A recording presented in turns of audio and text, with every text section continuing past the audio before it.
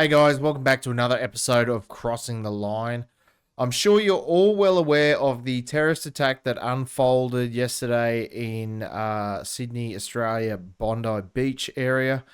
And I'm sure you're well aware if you're clicking on this video, but we'll go through it anyway. Breaking news still coming out now. A lot of this hasn't been nailed down. There are still, people in hospital that could pass away, unfortunately, from sustained injuries from this shooting. But we'll go through a few things here today, and yeah, we'll get straight into it, because yeah, it's Monday, 15th of December, as of recording this. News.com.au is the source. Plainclothes police officers, brave act that took down Bondi terrorists. The plainclothes police officer who rushed towards the Bondi gunman appeared to take down one during a heated gun battle, and the new video reveals. Now, I've seen the video. I can't play a lot of these videos here on YouTube, but if you go onto my Twitter account or X account and follow me there, you'll be able to see some of the things I've liked, shared, and retweeted. A lot of the footage is getting blurred out now, and some of it's being scrubbed off of the internet. I don't think it's like a real hardcore scrub like it was when there was that mass shooting in the mosque in New Zealand a few years ago. That's definitely not like that, but yeah, there is a lot of footage out there. And I wouldn't be surprised if we're starting to see some AI deep fake kind of shit getting around as well. So just be aware of that. But, most of the footage is, as you see it, is real and paints, a pretty clear picture of what happened on that day. Plainclothes police officer was rushed towards the Bondi gunman, appeared to take down one during a heated gun battle, and the new video revealed. The officer, dressed in a plain white shirt, takes cover behind a thin tree trunk before appearing to fire towards Sajid Akram, 50, and his son Naveed Akram, 24.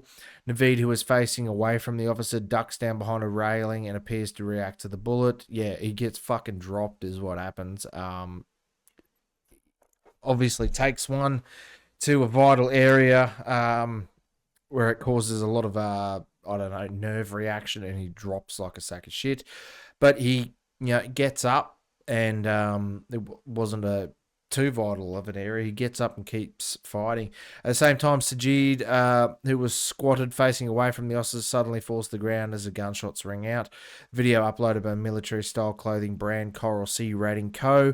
claims that the officer was about 40 metres away from the pair and fired 3 rounds from New South Wales Police issued Glock 22 40mm handgun. It's not 40mm. Just going to say there wouldn't be much left of him if it was 40mm.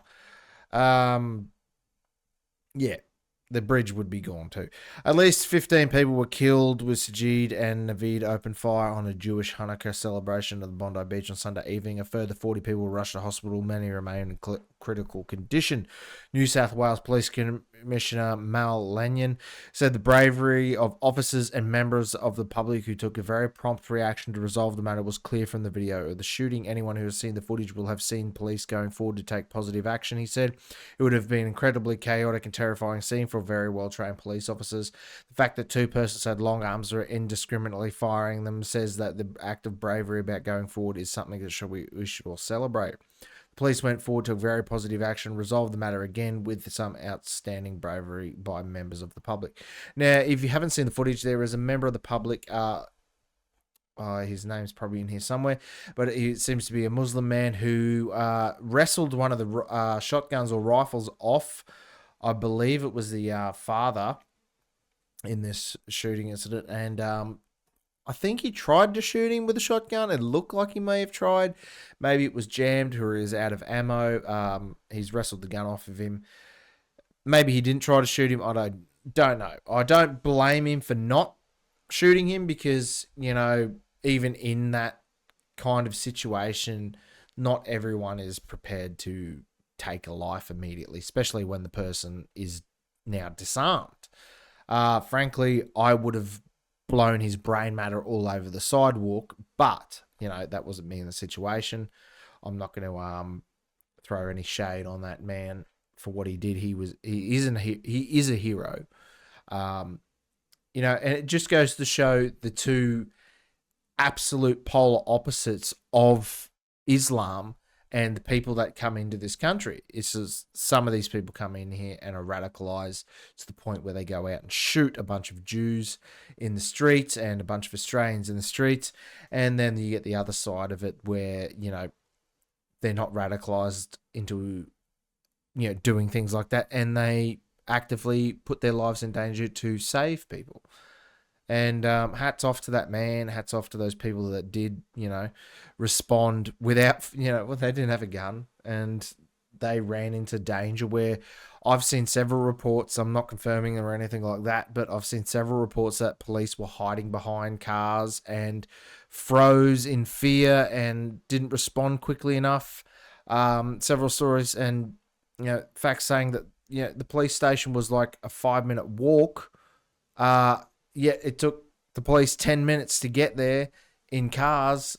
I, you know, can't confirm that 100%, but it did seem to be a long time before police responded. I don't know. It's kind of hard to tell. Most of the footage is from decently far away. Not very far, you know, maybe 100 meters is the closest, maybe less. As this footage here, this man zoomed in from a building, but you know, I I can't even see the police in the video. If you go onto my Twitter and have a look, you'll see it there.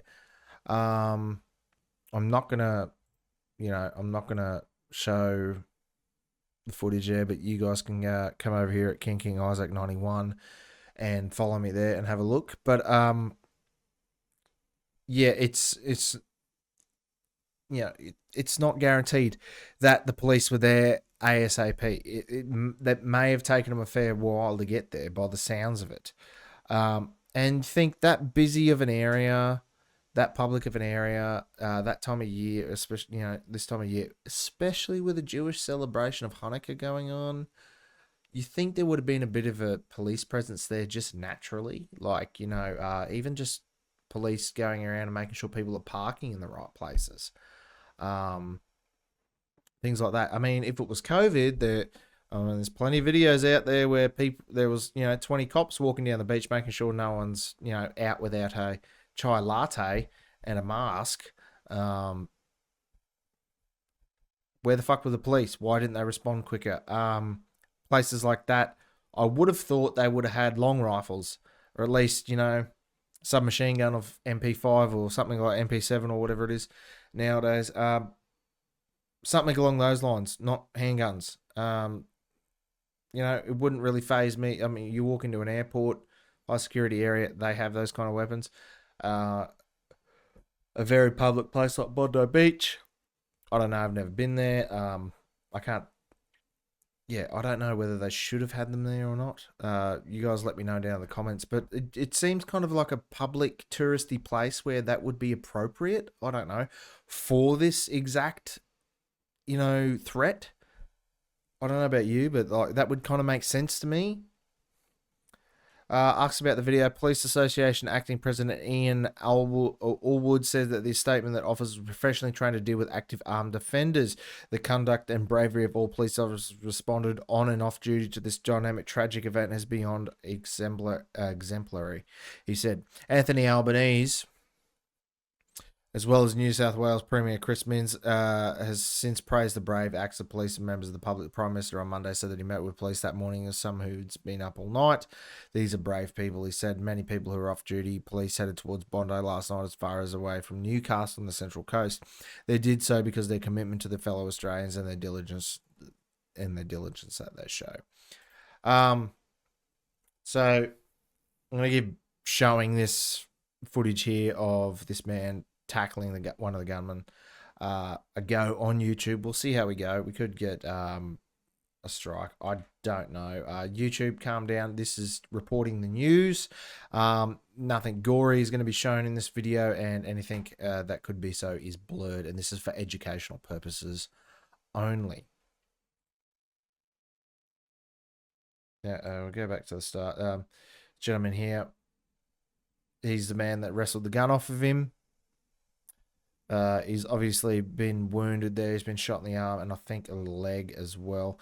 But sneaks up from behind. Gets him a big bear hug. Yeah, and takes the firearm off him. So yes, uh, Muslim man Ahmed Al Ahmed rushed into the firing line and wrestled the gun off them. He's a hero.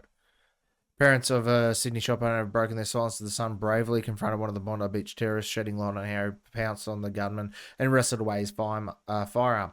Ahmed Al-Ahmed was lauded as a hero after rushing one of the two gunmen who opened fire on a Jewish event on Sunday night, grabbing him from behind and wrestling away the man's firearm.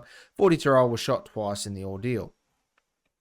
Speaking of ABC, Mr. Ahmed's father, Mohammed Fatah Ahmed, spoke of the son's move to Australia in 2006 and why he was in Bondi in the first place on the day of the massacre. What happened is his friend told him, let's go have a coffee at Bondi. Mr. Ahmed's father told the broadcaster they got there and were shocked to see armed men firing their weapons. Their lives were in danger. He noticed one of the armed men in the distance. Mr. Al-Ahmed lauded his son as a hero who was the impulse to protect people. When he saw people laying on the ground and blood everywhere, immediately his conscience and soul compelled him to pounce on one of the terrorists and rid him of his weapon. He said, I feel pride and honour because my son is a hero of Australia. Malak Hassan Al-Ahmed, Mr. Ahmed's mother, said that her son saved lives on that fateful day. She told ABC her son noticed one of the shooters had run out of ammunition when he pounced on him, but he was hit. She said, we praise God saves him. Yeah, so that's why he didn't blow that dude away. And that dude wasn't so worried that he had the shotgun. He was out of ammunition. Yeah, so speaking of the Australian, his cousin Hosoi Al-Kanani, sorry, I'm not going to pronounce these right. The moment Mr. Ahmed confronted the government, it was 2 shots. Nothing is easy, Mr. Al-Kanani said. Went behind the cars and was seeing people that were shooting. He was very near to us. He was very scared. He was saying, I'm going to die. Please stay with me. Please tell my family. He said that his cousin's name, Abib, in Syria, had long home to the country's main rebel force prior to the fall of dictator Bashar al-Assad, and was the owner of a tobacco shop. He confirmed his brother was still under observation at St. George Hospital, where he was in a lot of pain. He saved many lives, he said. This is the first time it's happened in Australia, and I moved here 3 years ago. Blood donor Nancy Sharma said she spoke with Mr. Al-Kani earlier. The Australian Mr. Ahmed was under observation and just getting better. So thankfully, this man's going to survive, and thankfully, this man's going to be okay by the looks of it. But lo and behold, Albo, who's running the government and the country just so well that 15 Australians so far have been shot dead in the streets at a tourist beach in Sydney. He's going to ban firearms because, that's going to help. That's going to help so much, guys. I don't know about you, but I'm pretty sure it's, what's the word? Illegal to fucking shoot people in the street. Hey, guys, sorry about cutting the video there, but I went on a bit of an angry rant, so I can't really put the rest of that up on most platforms like YouTube. So if you want to watch the rest of the video, I'm going to leave the entire thing up on Rumble and Odyssey and BitChute. Maybe even Twitter, but I can't leave it up there on YouTube. So just going to cut it off here, but thanks for watching. Maybe head over to Rumble and watch the rest of the video there. Let me know what you think down in the comments below, and thanks for watching. I'll see you next time. Don't forget to leave a like, share, and subscribe to the channel. Comment down below, and I'll see you guys in the next video.